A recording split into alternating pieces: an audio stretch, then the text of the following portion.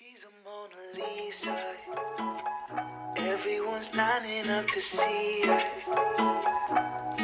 She's a Mona Lisa. Everyone's lining up to see her. There must be something about her features. You'll find her beauty goes much deeper once you get to meet her. You see her walking down the boulevard. She got the posture of a superstar. She looks so fly in those Gucci slides. Yeah, I wonder what she hides under her disguise. Yeah. Hey there, Peaches, and welcome to the official Peach podcast. Today's special guest joining us for episode 8 is Kreekcraft, a Roblox YouTuber known for his entertaining Roblox content. During his YouTube journey, he's accumulated over 7.52 million subscribers and an incredible 2 billion views across his entire channel. With that being said, it's about time we catch up with Kreekcraft and find out more about him and his experiences on YouTube. So let's begin with episode 8 on the Peach podcast. Here, Kreek is with me today. I'll allow him to introduce himself. Oh, hi. So I'm Kreekcraft. I live stream Roblox and play a lot of Roblox and just sit here all day and do Roblox. So that's me. Honestly, we're all addicted to Roblox. I was created. Yeah. But where do we begin? I mean, you've been doing YouTube since you was 14 years old, which is crazy because I think did I do YouTube at 14 as well? I think so. I did TikTok before. But yeah, feels like for you, that must feel like so long ago. And you started off just playing with video games for fun with your friends until you decided to do YouTube. And although you're mainly like a Roblox creator now, back in the day you did like Minecraft, I think. So how does that seem now? Like the difference between doing Minecraft before you was just messing around with your friends, having fun, to now this big Roblox channel? Yeah. Well, first off, I do want to say my vehicle just got towed in the game, so that's great. Yeah, we'll worry about that later. Yeah, it's weird because it's like starting out, it kind of starts off as like, you're just kind of playing around, recording, hey, yeah, I'm going to do this in Minecraft. I'm going to record it, put it on my YouTube channel. But like now it's like, since the channel is so much bigger and, it's my job now. So you kind of have to like treat it like that. You can't really just treat it as like a hobby anymore. So it's different, but it's fun. Yeah, it's crazy to see the difference from then and now. And currently, the Roblox community knows that you're one of the original Roblox creators, really, on YouTube, because there's a lot now. But back in the day, there wasn't as many. And It's incredible to see just how far you've come and things. And being in the community for so long, I think the best place to start is like all the way back to the beginning with your Roblox content. And I mean, a lot of us joined the community in 2020, all bored in lockdown. But you was here before that. So how did you discover Roblox? Yeah, so I used to stream Minecraft, PvP, like Bed Wars, survival games, stuff like that. And everyone was like, I think it was like 2016, 2017, Minecraft was starting to get not as popular and like Roblox was starting to take off. And everyone was like, yo, can you play Roblox? And I was like, I'm not playing Roblox, guys. It's a stupid kids game. It's not happening. I'm never playing it. And every stream, people be like, hey, Kreekcraft, can you play Roblox? It's such a new game. It's so much fun. And I'm like, no, I'm not doing it. And then one day I did it and I played Phantom Forces and it was actually pretty fun. And then everyone just kept asking me to play more and more Roblox. And that's how that started. Yeah, it's weird to see like how big a game can grow so quickly. Because I mean, I remember playing Minecraft when I was younger as well. And then all of a sudden, Roblox took off. So many other games took off recently as well, which is great to see, all of these new games and things, especially for gaming YouTubers like us, always trying to get onto the next game and things like that. And once you discovered the game and had been playing online for a little bit, did you go into Roblox content quite quickly? Or was there just like a period of time where you were sort of playing it for entertainment? I did like both Minecraft and Roblox for a while, and then like after a few months, I don't know, there's just so many more things you can do on Roblox. Like there's so many like different games and like genres, and like there's more opportunities for like content there, I think. So or here. And so I just kind of naturally started gravitating towards that more and more, and then yeah, here we are, what, like 5-6 years later, something like that? Yeah, I think that's a good thing about Roblox as well, that it's more than just one game. You know, there's so many different games on there. So if you get bored of something, there's definitely something else out there for you. And, you know, when you decided to take that jump into social media, you became, as we all know, Kreekcraft. So how did you come up with your channel name Kreekcraft? Is there like a story behind that? This is the nerdiest thing ever, and probably over half the people won't even get it. So, okay, I was in 6th grade, and I started playing this game called World of Warcraft, and there's a random name generator. It's an RPG game. You create your character, all that, and I couldn't come up with a name, so I used the random name generator, and it gave me the name Kreek. And I played the game so much with my friends that my friends called me Kreek. Their parents knew me by Kreek. Like, everyone just knew me as Kreek. So whenever I started playing Minecraft, I was like, Kreek's it. That's the name. But it was taken. So I had a craft on the end because I was really smart, and that was the smartest thing ever back in 2010. And so that's how Kreekcraft became a thing. That's crazy. And as well, like, people ask me too, like, how did you come up with your channel name? But there is no, like, I feel like people expect like an emotional story, and there's nothing there. It's just mine was just seeing what was available on Roblox, honestly. But now, as mentioned previously, you've been on YouTube for a long time. In fact, on your most recent upload where you was thanking your subscribers for where they've taken you today, you spoke about how you started uploading on YouTube at just 14 years old, and you're 26 now, so 12 years on YouTube, which is crazy. That must seem like so crazy to think, like 12 years.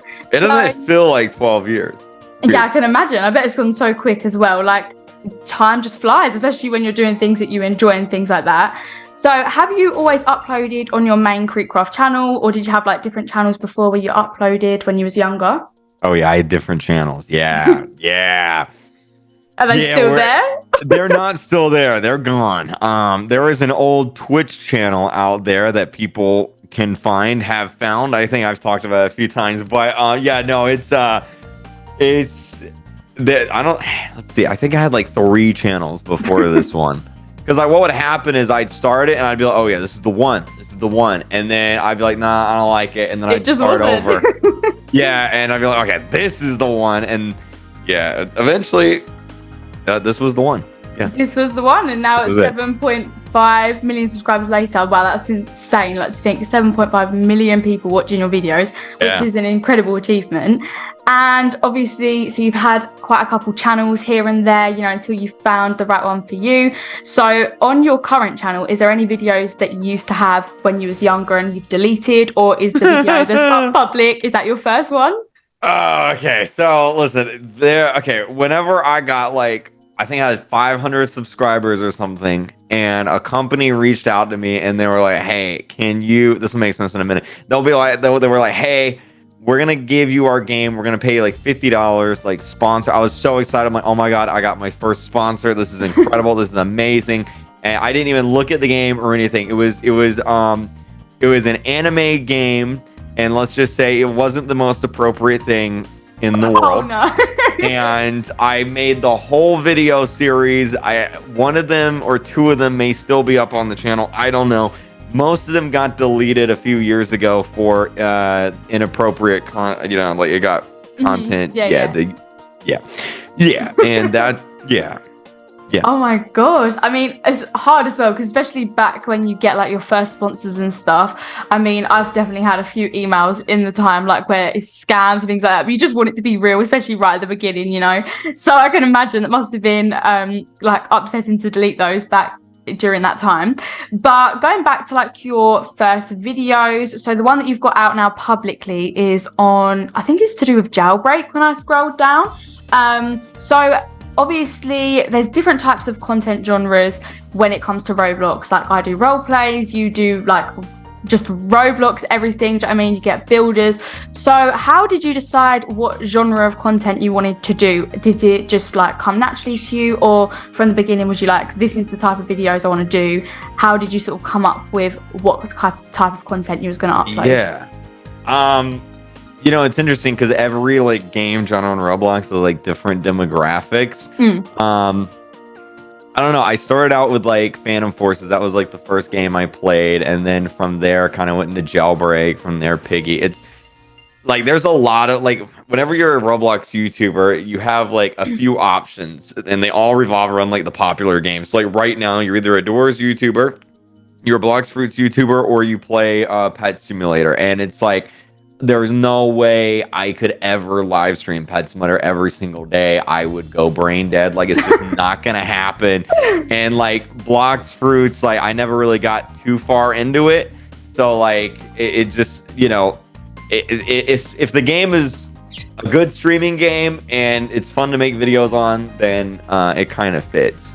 Yeah, because I think as well, there's different videos that are good for streaming and uploading, if that makes sense. Like, yeah. I feel like, for example, when I stream, I always get a lot of people asking me, come on bloxburg, but there's not really much to do. Whereas like Doors, obviously, that's really trending at the moment. Every time I go live, they're like, play Doors. But I'm trying to avoid it as much as I can because apparently it's kind of creepy. But we'll get to it eventually. But yeah, that's the good thing about Roblox, I guess. There's so many games you can choose from and things. And talking of games and videos you've made on all these games, it's fair to say that you do more than the average YouTuber, because in total you've uploaded 4,300 videos, which is an incredible achievement. I think it's really something that should be reflected in the community, how much people upload, because it could be hard sometimes to be consistent. And when I did a bit of maths, when you put 4,300 videos together, that's like equivalent to 11-12 years of videos. So the big question everyone has been asking, how do you upload so much? I mean, it's hard. You know what I mean? How do you do it? You know, it's funny. I think it's even more than that because a lot of my older live streams are unlisted, so they don't show as public videos. So oh my gosh. It may be over 5,000, 6,000. I don't know. But yeah, I just don't sleep. That's the answer. I feel that. Like, up until a year ago, I did everything myself. Now I have like, you know, like a team, I guess you could say, that kind of helps here and there. But like, I'm a very hands-on person. Like I make my thumbnails, I come up with the titles. It is very hard for me to let someone else do something if I know I can do it. So normally I just do it, you know? Yeah. Mm-hmm. It's just a lot of dedication, you know? Yeah, and I totally agree as well, because I think in the summer, obviously I'm going to be doing a few more channels once I've done my face reveal, going to probably sort out my real life channel and stuff. And I know in my head I'm probably going to need a bit of help when it comes to editing and stuff, but I find it really hard to give like my, I don't know, work, I guess you can say, to other people, because you have an idea in your head and then you're worried, will other people get the same goal you was looking for? So it's hard sometimes, but I mean, you're still doing it. I mean, if you're saying that there's deleted streams, 6,500 is crazy. So obviously, if we're talking about your videos in years, as my little mathematician brain did, that's a lot of years right there. And I'm sure other gaming content creators, but personally myself, can agree that sometimes I'm indoors way too much. Like I don't get out enough. So how do you find it managing your real life, like things you've got going on in real life, and YouTube? Is it hard for you? I don't. That's the answer. That's so funny. No, it's so hard sometimes. Like even today, I have not left the house. I'm like, wow, I really need to leave. But as long as you're doing things that you enjoy, and I'm sure you enjoy doing YouTube still here after all this time, then that's all that matters, I guess. And yeah, I leave the house whenever I need something for YouTube. That's whenever, or I'm really hungry. just for the basic needs, you know, nothing else. And speaking of schedules and recording videos, it's actually quite funny because when I was setting up my channel, me and my dad, when we was like sorting everything out on the computer and things, actually used your tutorial for OBS Studios. So how do you record your videos? How do you edit them? What sort of softwares do you use and things like that? Yeah, OBS Studio, not the Streamlabs one, just the normal one. That is the streaming program. Editing is Adobe Premiere. Photoshop for thumbnails, and that's really it. It's pretty simple. The programs aren't simple, but like as far as like the things I use, it's just those three really. Yeah, and of course as well, the more you use those programs, obviously it comes easier to you. Because I remember when I first started my channel, it would take me so long to edit videos, but now I know the software and things. It's quick, it's easy. So I guess it's just practice, really. And to say the hard work has paid off is an understatement. You've just reached 7.5 million subscribers, moved into a new home, as well as so many more exciting events coming up and things like that. And speaking of events, going back to a video that you titled today, actually, but it won't be today when this is uploaded, titled as Thank You, you mentioned how you're going to have a panel at VidCon, and you're as well going alongside with the well-known YouTuber Dream. So tell us about the whole VidCon process. Did you apply? Was you approached? How has that been for you? I mean, to go to VidCon is a really big achievement. Yeah, basically, well, anybody can go, but like there's like featured creators, and that wait, dude, my avatar is so dirty. I have flies. I'm like, what is that buzzing noise? It's the flies on my avatar. I haven't showered. Don't worry about it. Yeah, so they reach out and like they'll make you a featured creator, and you get to like hang out and stay with all the other featured creators. So like if it's a big name or if there's a big creator, like they're probably featured. I wasn't featured last year, so I had to sneak in everywhere and just pretend. But this year I'm featured, so they're like, okay, we're gonna have you do this, you're gonna do that. Like I didn't even know I was doing a panel with Dream until I went on the website and saw my name next to his, and I was like, oh, okay, cool, this is gonna be cool. So yeah. Yeah, do you have to plan the panel at all, or do you just sort of, is it just you make it up on the spot sort of thing? Like, how does it work? Have they told you much about it, or? I normally just make stuff up on the go. Yeah, same. I can't be sitting there practicing. I feel like the more you think, I don't know about me, but I'm quite a big overthinker. So if the more I was to sit there and think about it, I'd be like, okay, now I'm really, really anxious about it. But I'm sure it will go great, and it'll be so nice as well to see you with other creators, especially gaming creators out there. And obviously VidCon is a huge event. So many creators attend and fans to see all their favorite YouTubers and content creators. So are you nervous at all to go up on stage, do a panel, meet fans, or are you feeling calm, collected? You know, it's weird because it's like me as a person, oh yeah, I hate I'm not good in it. But like Kreekcraft, nah, I'm good. You know, it's like, yeah, it's weird. It's like a second personality almost. Like, yeah, basically. You feel so much more like I definitely am a lot more confident as YouTuber me than myself. So it's weird, but yeah, it's exciting though. I feel like it would be such a surreal experience to see all of your fans and viewers in real life as well. I guess that must be exciting. I'm gonna need to wear earplugs though, because like I know as soon as Dream walks out, everyone there is just gonna ah! You know, so it's gonna, yeah. It's going to be a crazy one. And of course, big events come with their positivity and hate as well, unfortunately. So that has left many of your fans wondering, have you ever had to deal with any hate before? And if so, how have you dealt with it? I just block them. Like, for example, you can't say the words boring in my live stream chat. Because like what would happen is people would come in my stream and they'd be like, this stream is boring. And I was like, I don't like that. So I just blocked the words. So you can't even say that. So if there's something I don't like, I just block it. That's so smart. I didn't know you could block words. I actually did not know that. So yeah, you know, any haters can't even get there. I just block them.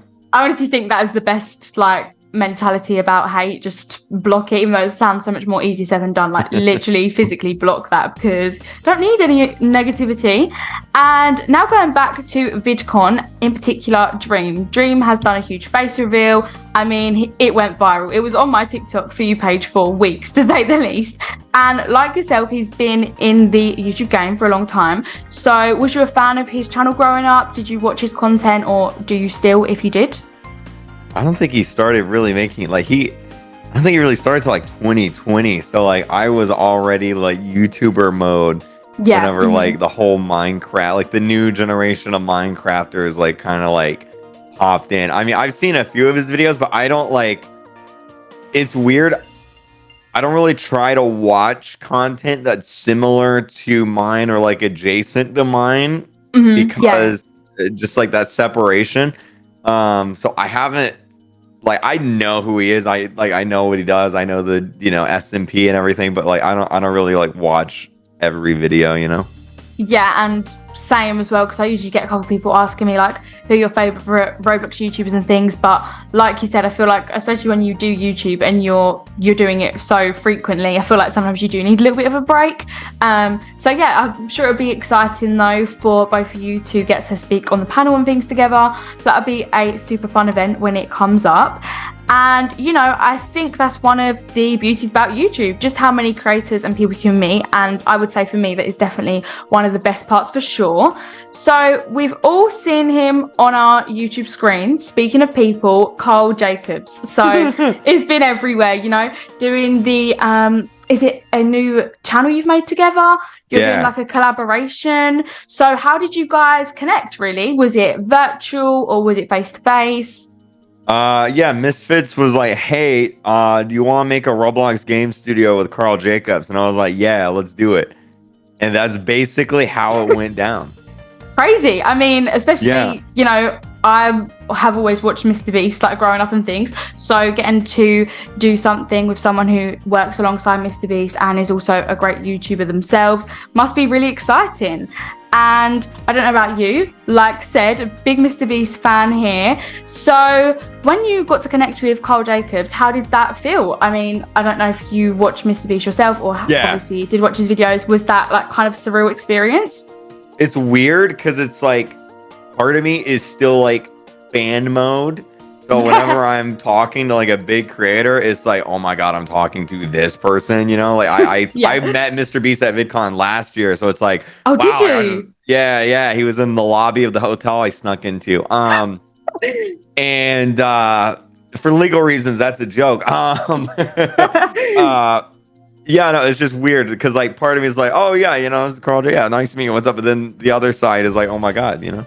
Yeah, it's crazy. Like, especially when you've been watching someone for a long time and things like that, it's hard to realize, well, I'm actually talking to this person. So it must have felt like a surreal experience. And before we dive into a different topic, I think there is one last major topic to cover around Carl Jacobs. So previously mentioned on a recent community tab, you said that you was doing a collaboration with him and you're doing a YouTube channel playing a ton of Roblox games together called Pixel Playground. So give us like a bit of a rundown of the whole process. How did you end up creating Pixel Playground? I know you said that Misfits reached out to you and things, but was there anything else behind the scenes that you had to do for the Pixel Playground channel?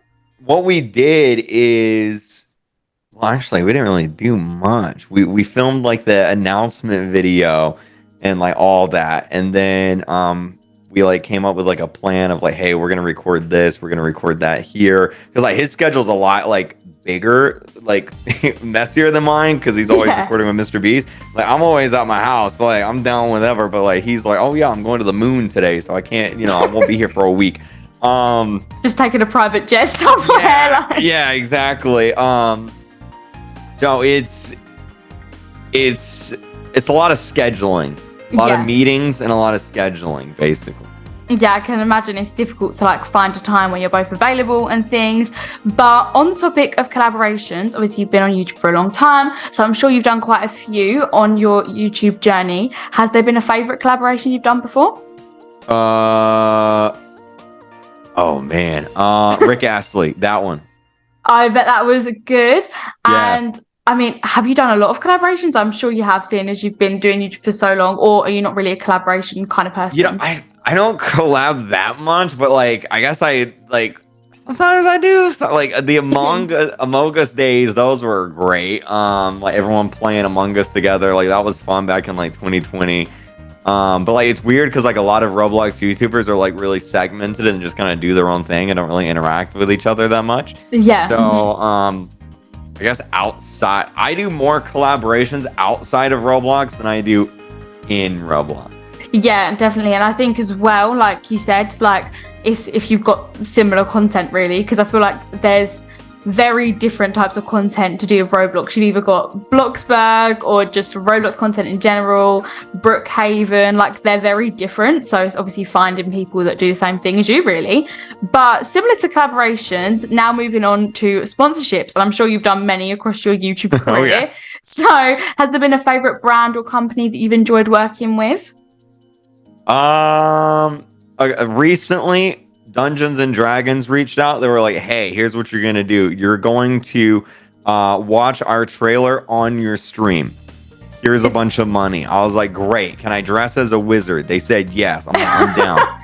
That's crazy, just to watch a trailer. I mean, it's insane. But obviously, I mean, saying that though, I mean, I saw one of your streams not that long ago and there was like 12,000 viewers. So I can imagine why they reached out to you, seeing that many people seeing their trailer, which is great. And now we've spoken a lot about your time on YouTube and your content, but not enough about you. So I did mention this previously, but you're 26 now, just moved into your new home. So how was the moving process? Stressful or was it exciting? I should have hired movers. That is the takeaway experience, because oh my God, moving one house with just a few people yourself is very difficult, especially whenever you don't have a bunch of muscle mass and you just play video games all day. Need that extra help, definitely. Yeah. But I mean, not this on the same scale as moving house, but I mean, I'm having my room redone for my face reveal in the summer. So I've been floorboards ripped out. Honestly, I've been sleeping on a mattress for days. But wow. I can imagine definitely a stressful time. Moving an entire house must be crazy. And Moving Houses has got a lot of your viewers wondering, will you be doing a house tour or is that something you like to keep private? You know, probably not. I'm definitely going to do like a setup tour, but like, I don't know. There's a lot of like, as I've gotten bigger, there's a lot of really weird people out there. I can imagine. And, like I've gotten into some weird scenarios with like people, you know, it's like privacy stuff, I guess, you know? So yeah. I'll do a setup tour for sure. I don't know about a house tour though.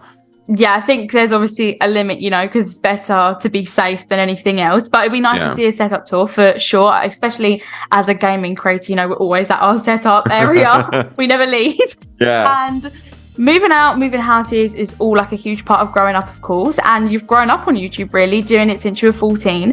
So does the thought of ever leaving YouTube behind scare you, seeing as it's been a constant in your life for so long now? Someone asked me that question the other day, like, how long do you think you'll do YouTube? And I don't have an answer to that because, like, I've never thought about not doing it. Like, it's just, it's you know, like, I will ride the wagon till the wheels fall off. So that's, yeah, I don't really have a plan. Yeah, and I mean, as well, I mean, it's going well. It's going great. 7.5 million subscribers. So I think it's just on and up from here. I mean, 10 million. Do you ever see it happen at some point? Oh, yeah, this year. Yeah, for sure. Yes. That's the goal. Yeah. 10 million, we can do it for sure. And speaking of like constants in your life, so obviously you've been doing YouTube for a long time. Usually a lot of constants in people's lives are like their family and their friends. So how have your family and friends reacted to you doing YouTube for so long? Are they shocked of where it's taken you, all the opportunities you've got, or are they not surprised, you know? Well, you know, it's a weird question because like I grew up in the era of there wasn't like YouTubers weren't mainstream. So like if you went up to a random person and told them you were a YouTuber, they'd be like, I don't know what that is. So like at first my family was like, he's just playing video games in his room all day. Like, what is he doing? Like what's going on? But then, you know, I bought like a car or something, you know, like some like big item. And they're like, wait a minute, he did that by playing a video game. Keep playing the video games, keep going. So, yeah, like now everyone gets it, but like growing up, people didn't really get it. Yeah, I can imagine as well, because it's hard sometimes for people to understand that YouTube and social media can be a job, but it's crazy, especially I can imagine their reaction buying cars and things like that. Well, they must have thought like just from playing video games, which is crazy, but it's so nice to see that after all these years, you know, you're still going in things. And now I always ask the same final question on the podcast. And although you have already achieved so much from YouTube, and I'm sure you've already reached so many of your dreams and aspirations already, do you have any more big dreams for YouTube? This isn't really YouTube related. I want to make a successful Roblox game. That's the goal. My original plan before I became a YouTuber was to be a game developer. So yeah, I want to make a Roblox game that is popular. That's my goal.